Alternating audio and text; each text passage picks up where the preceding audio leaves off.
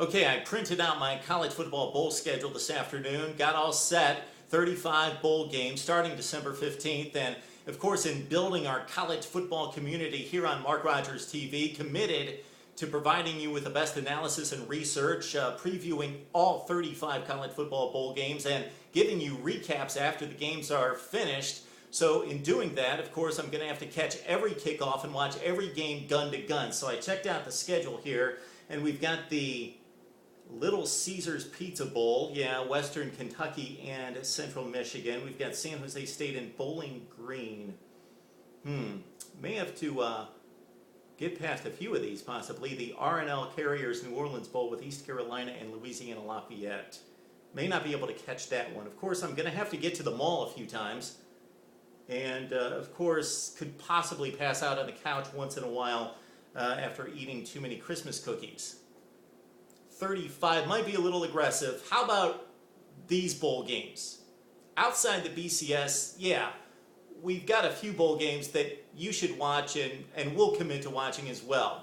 We talked about the BCS in our last video post. You need to check that one out because the BCS really messed things up this time. Not only can they not provide us with a championship, a true championship, but the matchups stink. Florida and Louisville. Now, who's got the two best resumes? It's Florida and Oregon outside the national championship game. They should be playing. And if not Florida and Oregon, how about Florida State and Oregon? All that speed, all that talent and athleticism, that would be a great matchup. Well, here we go outside the BCS Bowls, and we give you some matchups that we're going to keep an eye on, and we will try to watch kickoff to final gun. Capital One Bowl, Georgia and Nebraska. The Bulldogs, 4 yards shy of an SEC championship and a trip to the BCS National Championship game. How are they going to respond? We know from the way they went through their schedule and played against Alabama as well, they are one of the top football teams in the country. But again, is there going to be a letdown? Jarvis Jones on defense, along with all those other great players like Damian Swann and Sean Williams and Alec Ogletree. The list goes on and on and on. Jabari Rambo for Georgia. They are tremendous athletically, defensively, but they couldn't stop the run against Alabama. 350 yards rushing for Bama. Can Nebraska do that? And what about those would-be black shirts on defense for Nebraska after giving up 70 in the Big Ten championship game to one-dimensional Wisconsin? And now they've got to face Aaron Murray and Todd Gurley in the running game. Georgia-Nebraska, one of those Big Ten SEC matchups that, yes, the perception and currently the reality is that the SEC is superior, and there's no question about that now.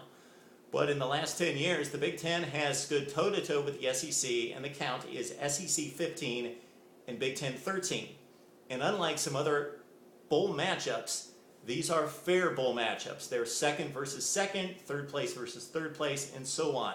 So the SEC and the Big Ten has been quite a challenge over the last 10 to 15 years. Okay, you've got the Outback Bowl with South Carolina taking on Michigan, and South Carolina, like LSU, like Bama, like Florida, fields a great defense with a lot of future NFL players, and heading the list is, of course, Jadeveon Clowney at defensive end. He's been banged up in recent weeks, but he's got a month to rest up for the Michigan Wolverines, who, of course, faltered and fell apart against Alabama in the opener, so they get another SEC matchup here with Devin Gardner this time at quarterback.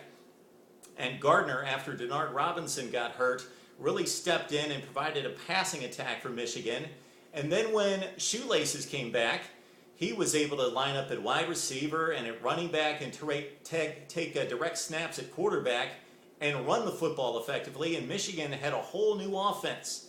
So let's see how the Wolverines stack up against the SEC's near best in South Carolina. That's the Outback Bowl, and that should be very interesting, even minus Marcus Lattimore at running back for South Carolina. Kenny Miles going to have to step up for the Gamecocks. Chick-Fila Bowl, LSU and Clemson, and of course, Clemson looks really flashy and fancy with all those points and all those yards and all that speed. And they're effective on offense. Taj Boyd at quarterback, 34 touchdowns, 13 picks. He can light it up.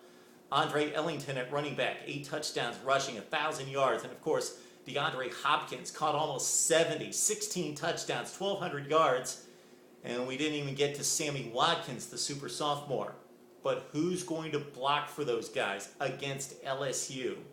LSU tracked down Johnny Manziel. They've got a great defense. They've got Mingo and Montgomery at the ends. They're going to be playing on Sundays. Kevin Minter at linebacker, who tackles everything in his sight, and safety Eric Reed. LSU-Clemson, speed versus discipline. Well, speed versus discipline, muscle and speed and tenacity. Clemson's going to be in for a fight. They're going to have to show that they can be punched in the mouth and punch back. That's the Chick-Fil-A Bowl, LSU and Clemson. All right, on to the Cotton Bowl. And you old-timers like me remember back when the Cotton Bowl used to mean really something in the national championship race most of the time. Not a BCS Bowl, but usually gives us a really good matchup from the SEC and the Big 12, and this year should be no exception with Johnny Football, Johnny Manziel, probably Heisman in hand at this point, taking on Oklahoma. Now the Sooners look to have shored up the defense earlier in the season. They held down Kansas State to 24 points. They held Texas Tech in check, but late in the season, teams ran wild on them. Baylor, Oklahoma State, and West Virginia, 48-49 points.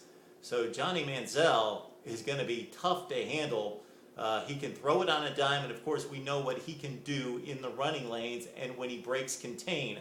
Oklahoma, look out. This should be a shootout, but A&M really looks tough to beat.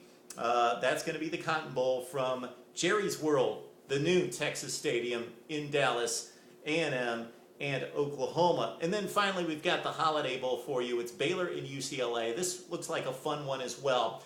Hopefully, it's not going to be quite as ridiculous as that Baylor-Arizona Alamo Bowl last year when guys were just running free in the secondary every play. Nobody tackles. Nobody plays defense. Nobody gets after the quarterback.